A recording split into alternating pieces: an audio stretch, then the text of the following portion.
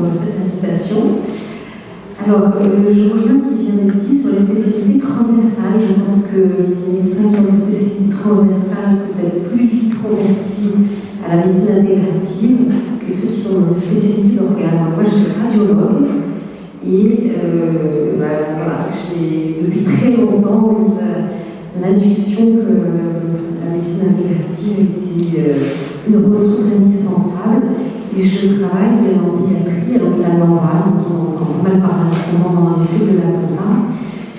Donc j'en profite juste pour dire qu'il y a un vrai tsunami de maladies chroniques qui se prépare chez les enfants, dont on parle peu, et qui seront les futurs clients de la médecine intégrative. Et voilà, du travail dans ce domaine-là. Alors j'ai une autre, je dirais, oreille, puisque je participe depuis sa création à l'Observatoire des médecines non conventionnelles, et qui est un organisme qui essaie d'observer, de créer des liens, des interactions entre des gens qui au départ ne se parlaient pas, la médecine traditionnelle et les thérapeutes complémentaires, et sous l'égide quand même, je trouve que c'est important de le savoir, d'un doyen de la faculté de médecine, qui est le professeur Patrick Paquet, et qui a vraiment soutenu cet observatoire, qu'il soutient toujours, et qui a été son porte-parole aussi auprès de la conférence des doyens. Et voilà, les dernières oreilles que j'ai, c'est que moi-même, par curiosité, je me suis formée à plusieurs techniques complémentaires, ce qui m'a permis de l'expérimenter comme patiente, comme aidante aussi, par exemple auprès de mes proches, d'enseigner également la méditation à la fois auprès de jeunes seniors, donc qui ne sont pas a priori malades, et également auprès de soignants dans mon hôpital. Voilà, et de participer également à des grands groupes d'associations de maladies chroniques, notamment les maladies inflammatoires de l'intestin, où on demande dans un temps d'intervenir. Donc ça me permet, je dirais, d'avoir pas mal d'oreilles sur tout ce bruit du monde et tous ces besoins qui émergent et qui montrent qu'on est regroupés ici. Alors, est-ce que j'ai pu vous dire un mot sur les deux points que j'ai abordés, qui sont d'abord la première étape, c'est qu'au CHU de Nice, il y a la création assez récente d'une unité fonctionnelle de médecine intégrative, ce qui est, voilà, qui n'était pas gagné au départ, mais qui démarre. Alors c'est encore par rapport aux autres intervenants, je pense, tout petit, un début, mais prometteur, qui rentre là aussi dans un pôle transversal qui regroupe la santé publique, la santé mentale, la médecine légale, et ce qui nous a permis de convaincre un petit peu nos dirigeants, directeurs, c'est des questionnaires patients. On a fait comme plus de 200 des questionnaires longs, des entretiens dans différents services de médecine qui traitent les patients chroniques, la néphrologie avec les greffes rénales, la cardiologie avec les soins post-infarctus, et la dermatologie, ainsi que la neurologie, spécialement l'onconeurologie, et le service des scléroses en plaques. Et à l'unanimité, avec des réponses très intéressantes que je n'aurais pas le temps de détailler, il y a quand même une vraie demande des patients. Et un des points importants qui a déjà été abordé, c'est les patients qui regrettent qu'il y ait si peu de dialogue et de coordination entre les médecins classiques et tous les soins complémentaires. Ça, c'est vraiment le gros reproche, la grosse attente de beaucoup d'entre eux. Voilà, et juste un mot sur au CHU, il y a quand même cette idée aussi de promouvoir une médecine qu'on appelle décarbonée, qui serait peut-être moins chère, puisque moins de médicaments, plus d'autonomisation des patients, moins peut-être de rechute et plus de prévention. Voilà, donc cette unité, c'est le docteur Véronique Montagne qui le pilote, et moi je serai en soutien. Et ce qui est intéressant aussi, qui n'a pas été dit, c'est qu'on s'est rendu compte aussi, en faisant des enquêtes dans l'hôpital, qu'il y a beaucoup de soignants hospitaliers qui sont aussi formés à titre individuel à des techniques non médicamenteuses et qui n'ont pas, qui les pratiquent un petit peu en cachette, ou pas du tout, et qui seraient ravis de participer à cette proposition de médecine intégrative, peut-être sous forme d'hôpitaux toujours itinérants dans ces services-là, et puis de développer évidemment un partenariat avec la ville, puisque la majorité des patients nous disent bien qu'ils n'ont pas trop envie de revenir à l'hôpital pour faire leur consultation, atelier, etc., mais qu'ils aimeraient bien être en ville. Et le deuxième point que je voulais aborder, c'est en lien avec Health United, dont j'ai l'honneur de faire partie du comité scientifique, et où cette année j'ai pu animer un petit groupe de réflexion autour des recommandations autour de la santé intégrative. Parce que l'idée c'est quand même un petit peu d'harmoniser peut-être les pratiques, de pouvoir faire aussi des études si on utilise les mêmes processus. Donc dans ce groupe il y avait des soignants, tous également quand même formés ou pratiquant des techniques non médicamenteuses, donc voilà, avec ces deux casquettes, et les éléments clés qui en sont sortis sont, outre qu'il faut des consultations, en tout cas initiales, longues, vous savez que dans cet argent, et qu'on nous propose maintenant de faire des consultations à 5 minutes, donc c'est compliqué, donc il faut du temps pour créer ce lien, cette alliance thérapeutique, et surtout s'intéresser bien sûr à l'état physique et biologique du patient, mais également à ses objectifs, ses ressources qui sont exprimées ou pas, le non-verbal est important, quelles sont ses attentes. L'objectif du patient n'est pas forcément le même objectif du docteur. Moi, en radiologie, mon objectif, c'est de voir que les boules diminuent, par exemple, si un cancer. C'est peut-être pas l'objectif principal du patient. Donc, voilà, et avec ça, de co-construire avec lui, effectivement, un parcours personnalisé, adapté, réaliste, avec des objectifs atteignables. Et l'autre idée, c'est que peut-être on puisse tous utiliser des questionnaires similaires, des questionnaires de qualité de vie, des questionnaires par rapport au stress, troubles du sommeil, la sédentarité, la dépression. Alors, il faut bien sûr pas qu'il y en ait 36, mais en sélectionner peut-être 2-3 communes qui permettront de comparer nos pratiques. Moi, j'insiste aussi de mon côté sur peut-être une biologie complémentaire. On sait très bien maintenant que grâce à l'épigénétique, notre mode de vie et cette inflammation chronique de bas grade, c'est le socle commun de grande majorité de nos maladies. Donc il me semble qu'il serait intéressant, là aussi ça coûte un peu d'argent, de faire des bilans sur certains de ces marqueurs épigénétiques et biologiques, pour ne serait-ce que pour convaincre après les réticents sur l'amélioration avec les pratiques, et également rassurer, conforter le patient dans le bon chemin qu'il a pris. Voilà. Au CHU Nice, on voit que vous avez réussi à mettre en place, dans un CHU, comme tout à l'heure, une expérience. Alors, pour aller un petit peu dans le sens de la diversité, on a une actrice paramédicale et 2 autres médecins qui travaillent en libéral, qui sont issus de mondes différents. Est-ce qu'on peut, par exemple, savoir à Paris, toi qui as une expertise de médecine générale, interne, comment tu as pu mettre en place ta méthode? Merci Béatrice. Finalement, quand on commence à s'intéresser à la santé globale, on s'intéresse à l'humain. Et derrière tout ça, regardez en vous, il y a une histoire humaine. Il y a une histoire humaine qui vous a amené aujourd'hui ici. C'est pas pour rien qu'on est là. Moi, mon histoire humaine, c'était d'avoir une mère psychanalyste. Bon, ça, j'ai fait une thérapie, je suis sorti. Ça a été dur, mais je suis sorti. Mais ça m'a ouvert à quelque chose du domaine du psychisme. Et puis, moi-même, j'avais vécu des choses traumatiques, je ne comprenais pas le lien entre le corps et l'esprit. C'est ça le noyau qui m'a amené petit à petit au cours de mon adolescence à m'intéresser déjà aux pratiques complémentaires, notamment à l'hypnose. Moi, bien loin à ce moment-là de vouloir devenir médecin. Et surtout pas, parce que je pensais que le médecin n'avait rien compris. Je suis un petit peu revenu, pas complètement sûr. J'ai découvert l'hypnose vers 16-17 ans, j'ai commencé à apprendre, à développer et à pratiquer de plus en plus. C'est devenu une deuxième langue, ma première langue, je sais pas. Et au cours de mes études de médecine, parce que je suis vraiment rentré là-dedans, ma question c'était comment est-ce que le diable fonctionne le somatique et le psychisme. Alors j'ai commencé à lire évidemment Marty, m'intéresser à l'Institut de psychosomatique international, etc., etc. Et à un moment donné, il y a quelque chose qui, je me suis dit, il y a un truc qui cloche, parce que que si on dit qu'il y a une médecine psychosomatique, c'est qu'on dit aussi qu'il y a une médecine qui ne serait pas psychosomatique. Et ça, pour moi, c'était un bug, parce que, alors, évidemment, aujourd'hui, je suis un petit peu enrhumé.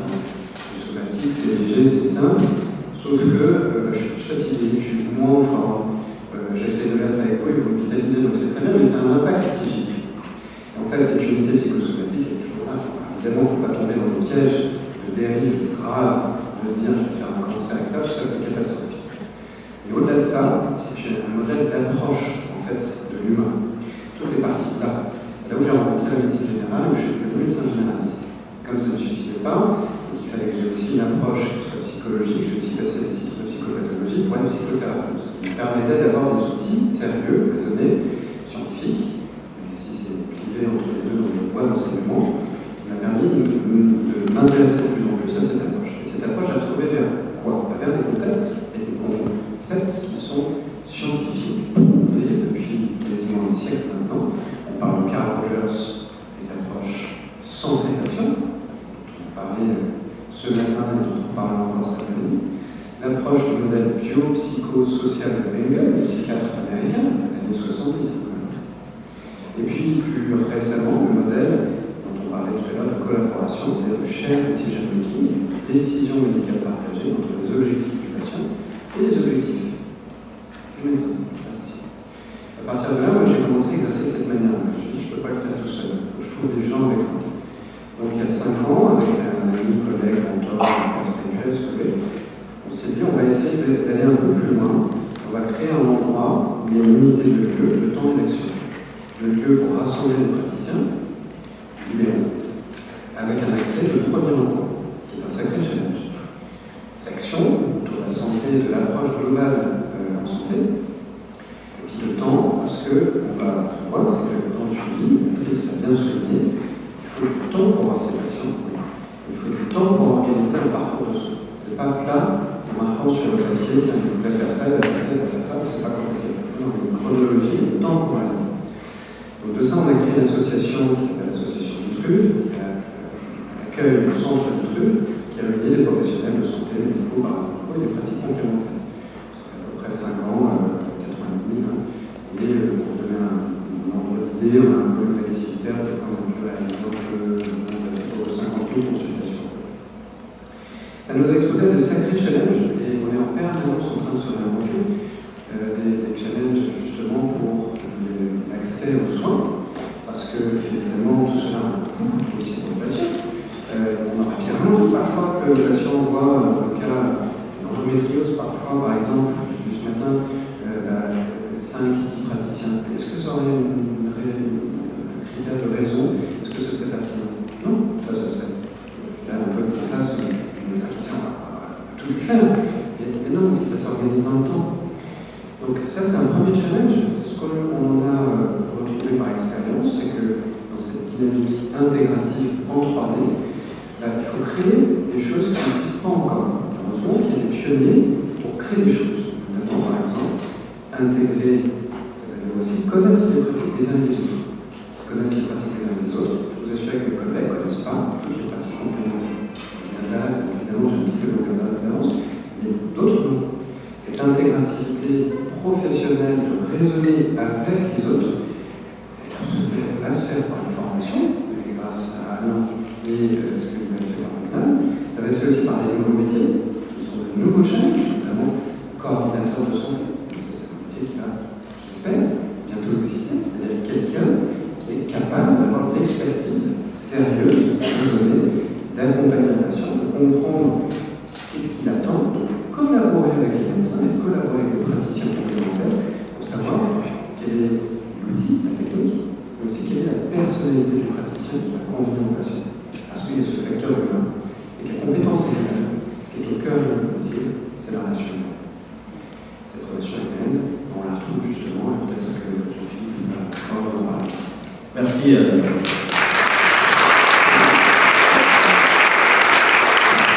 vais tout de suite faire un point de géographie. Le Dunkerque, je ne trouve pas en Bretagne.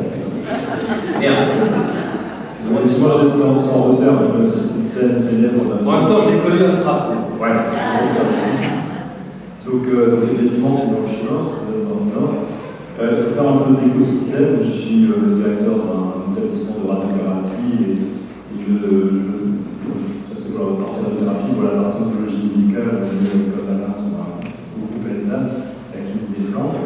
Donc on travaille dans les Flandres. Dunkerque, c'est près de la mer, donc quand on va dans le nord, on se retrouve au pôle nord.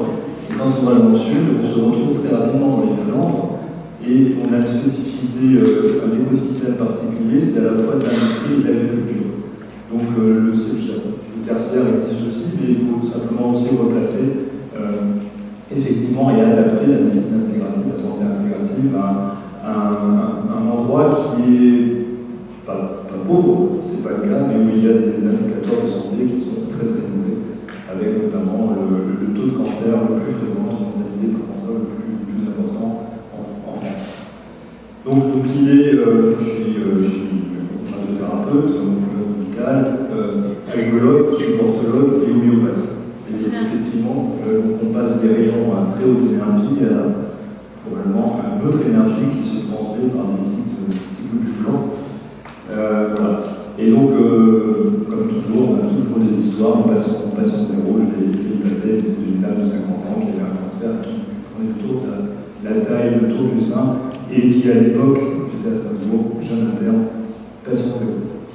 À l'époque, disait, je l'accueille, elle est en train de mourir. Je dis, pourquoi vous arrivez dans cet état-là? C'est parce qu'on est médecin homéopathe, m'a dit, surtout ne faites pas de chimiothérapie.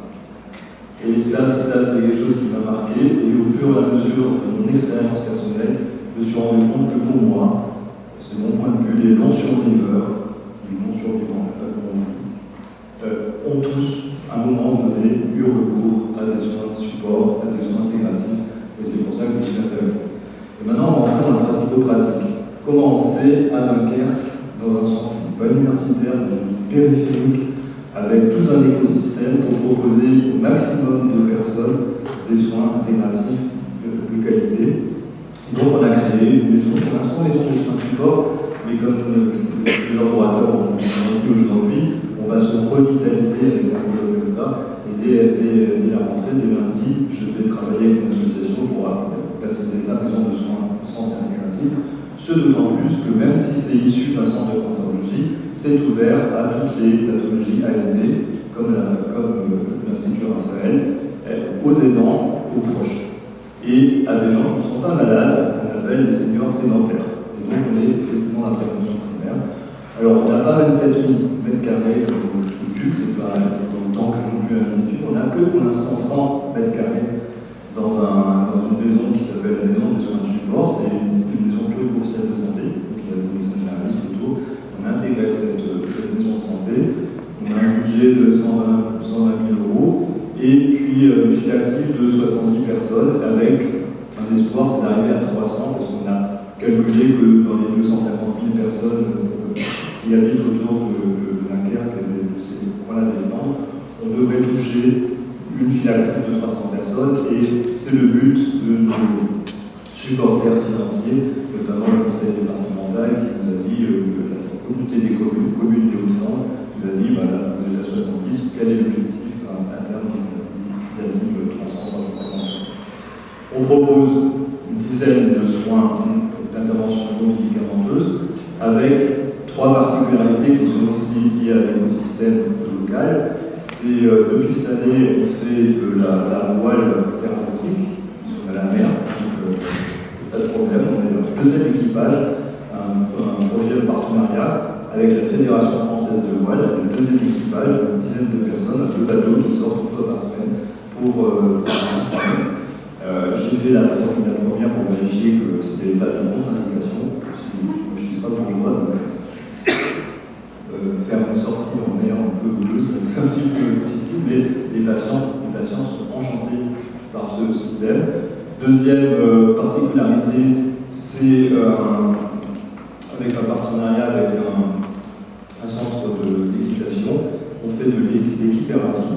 Donc là aussi, c'est plus facile dans les Flandres qu'à Paris, j'imagine, de faire, peut-être pas plus d'arriver à accueillir des patients qui s'occupent en fait d'un cheval, c'est pas forcément facile. Et troisième particularité, c'est que la Flandre, je vous l'ai dit, c'est très campagne. les distances sont énormes, pas forcément en kilomètres, mais souvent en temps. Et comme le projet est parti de l'activité physique adaptée, qui reste quand même l'intervention médicamenteuse, en tout cas en radiologie, qui est la plus reconnue et la plus fréquemment utilisée, et qu'on avait un problème avec l'association de professeurs APA avec laquelle on travaille, c'est qu'il fallait aller accéder dans ces petits villages, souvent à 50 minutes de Dunkerque. Eh bien, on a créé un bus d'activité physique adaptée, on a transformé un bus de ligne qui maintenant comprend 5 vélos, plus 2 plateformes de renforcement musculaire, et c'est ce bus qui va aller au plus près des personnes. Donc on l'a appelé l'APA mobile, activité physique adaptée mobile, et un slogan, si tu ne viens pas au sport, le sport viendra à toi. Et grâce à ça, l'association partenaire qui est Décalorique Santé est devenue la première maison sport santé dans l'extrême nord de la France, et on est très fiers. Alors, des difficultés, on en a tous. Le premier, c'est le recrutement. Pas le recrutement des professionnels, parce que tous les professionnels plutôt tapent à la porte pour venir travailler avec nous. Ils sont tous auto-entrepreneurs. On les rémunère 50 € de l'heure, tous les intervenants. Et une particularité, on a discuté dans un article dont je vais paraître ensemble, c'est qu'on est le seul centre, a priori, pour l'instant payant, puisqu'on n'y arrive pas financièrement, et donc on a un forfait qu'on appelle forfait passe support de 20 € par mois, qui peut être payé en partie par les CCAS ou les différents usagers. Mais voilà, c'est une des particularités. On va aussi discuter dans la structuration des futurs centres de santé intégrative. Merci.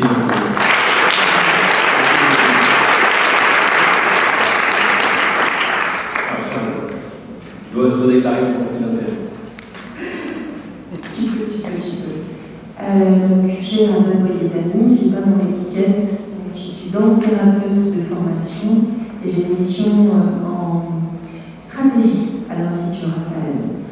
L'Institut Raphaël est un espace qui a vu le jour il y a 4 ans maintenant, on va fêter nos bougies dans quelques jours. Et cependant, c'est un espace qui était déjà à l'esprit de ses fondateurs depuis un moment déjà, avec des expériences essayées, avortées, des échecs qui ont permis de rebondir et de créer l'Institut que vous connaissez aujourd'hui, et qui est parti d'un constat. Comment, quand un patient atteint d'un cancer, est suivi de manière allopathique, et pourtant, quand tous ces indicateurs sont au vert, lors de la dernière consultation, eh bien le médecin se rend compte que le patient, si ces indicateurs sont au vert, si physiologiquement ça va, eh bien le reste de sa vie lui-même ne va pas. Dépression, sentiment d'isolement, perte de travail, de relation à l'autre. Et ce constat a fait que plusieurs médecins, en fait partie, ont créé l'espace qui existe aujourd'hui et qui intègre maintenant 80 soignants, presque une centaine de soignants. Environ 30 disciplines sont représentées. Et c'est un challenge avec tous ces professionnels de santé d'intégrer. Alors quand on parle de santé intégrative ou à l'Institut Raphaël, on pense l'intégration à plusieurs niveaux. Il y a évidemment l'intégration de tous ces métiers qui vont travailler ensemble, et ça c'est notre challenge depuis maintenant 3 ans et demi. On y a travaillé à chaque instant. Je me souviens de notre première indication quand on a ouvert les lieux il y a 4 ans, c'était rencontrez-vous, allez vous voir. Et c'était l'injonction. On n'avait pas beaucoup de patients au début. Et l'injonction, c'était allez vous rencontrer, allez vous voir entre soignants. L'hypnothérapeute allait rencontrer le danse-thérapeute. Et nous nous sommes rencontrés comme ça à travers nos pratiques les uns et les autres pour innover, créer. Et aujourd'hui, c'est le résultat de cette vitalité de l'Institut, c'est le fait que nous rencontrions tout le temps. On est un véritable organisme vivant avec des projets qui émergent à chaque instant parce que nous sommes riches de notre complémentarité. Nous accompagnons aujourd'hui, puisque le mot c'est l'humain, il s'agit de l'humain, le patient, mais aussi de l'humain qui transmet et qui donne ses soins, et c'est très important pour moi à l'Institut d'être sur ces deux aspects de l'humain, à la fois le soignant et le soigné, et d'accompagner le patient à travers plusieurs axes. Alors évidemment, la nutrition, le sport adapté, vous en parliez, Jean-Philippe, les émotions aussi. Et puis j'ai oublié le bien-être. Babette est là, merci. Et le retour à l'emploi. J'ai une question. Est-ce que je peux parler de ça? En fait, quand on est en médecine, on a tous des stages d'externat, on a un cursus commun. Et donc, on sait ce que c'est qu'une occlusion intestinale, un AVC, un infarctus. Donc, il y a un socle commun. Nous, ce qu'on a ressenti au début, quand tu as une violence conjugale, l'art thérapeute, la nutritionniste et le prof d'APA, ils n'ont pas forcément le socle, et se travailler ensemble a été complexe. Donc, le premier niveau de complexité, c'est ma première question, c'est cette réunion de concertation transdisciplinaire et la transdisciplinarité, comment tu l'aperçois? Première question, et volontairement pour te laisser développer, je te pose la deuxième. On a dit, on s'occupait au début du cancer et de l'après-cancer, mais à un moment on s'est dit c'est dommage, on veut évaluer si on peut traiter les fragilités de la même façon sur les autres maladies chroniques, sachant et Aurore travaille beaucoup dessus, 20 millions de Français qui sont atteints de maladies chroniques, eux et leurs aidants ont besoin de pas mal d'autres choses. Donc comment on a fait nous pour intégrer avec nos acteurs paramédicaux qui n'ont pas forcément ces formations, les maladies chroniques? Est-ce que c'était complexe d'arriver à prendre en charge des patients réalisés, des pathologies, des AVC ou autres? Les deux questions. Alors je vais commencer par la deuxième, et puis tu me rappelleras la première après, j'ai déjà oublié. Donc la deuxième, intégration des maladies chroniques à l'Institut Raphaël, ça s'est fait à travers un pilote. Est-ce que ça a été difficile? En réalité, pas tant que ça, parce qu'on a suivi un process qu'on a inventé et on s'est mis tous au travail avec des médecins référents de chaque pathologie qui sont venus nous enseigner, qui sont venus nous donner du temps pour adapter des questionnaires d'évaluation pour les patients, pour travailler et donner des outils aux soignants pour mieux accompagner ces personnes issues d'autres pathologies. Ce qu'on se rend compte après un an de pilote, c'est que accompagner la vulnérabilité, la fragilité d'un patient, que ce soit en cancérologie ou en diabéto ou en endométriose, dès lors qu'on s'intéresse au patient et son parcours de vie, on lui pose des bonnes questions on a du succès sur nos parcours maladie chronique à aider au global. Alors la deuxième question, c'était la transdisciplinarité. Comment on fait pour être à plusieurs plus fort que la gestion de nous-mêmes? Et comment on fait vivre cette transdisciplinarité pour ne pas que chaque soignant se sente isolé et puis des fois démuni? Alors on crée des moments où on se croise, où on se pose des questions, où on s'interroge. Alors on pourrait dire qu'on a la réunité aiguë chez nous, mais c'est fondamental de créer des espaces où les soignants se rencontrent et créer un socle pour travailler ensemble. Ça se fait dans le cadre des réunions de concertation pluridisciplinaires que nous avons de manière bimensuelle, je crois. Ça se fait aussi dans le cadre de réunions de travail à travers des pôles de travail spécifiques dans des métiers qui sont regroupés. Ça se fait aussi dans le cadre de réunions mensuelles à travers un conseil.